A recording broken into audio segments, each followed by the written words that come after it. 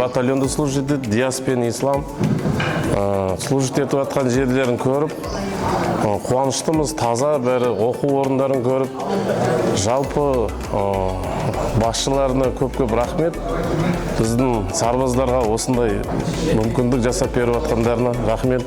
Келіп, өз көзімізбен көріп, ұлдарымызды көріп, жатқан жерлерін көріп, оқу орны бәрі заманауи екен, спорт залын көрдік, бәрі керемет. Бүгін ұлым Айболдың әскери бөліміне келдік.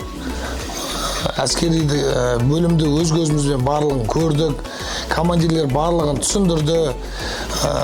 Маған қатты ұнағаны, бұл жерде сарбаз деген Қазақстанда жоқ нәрсе ойлап шығарған екен. Ол деген балаға өте керемет жақсы нәрсе. Жаңа оқу процестерін көрсетті, дрондарды көрсетті. Қазақстанға, министр оборонаға, осы частьтің қызметкерлерінің барлығына алғысым шексіз.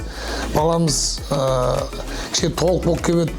Қазір 3 айдың ішінде ширап, азып, жақсы жігіт болып қалыпты. Алғысымыз шексіз, үлкен рахмет сіздерге.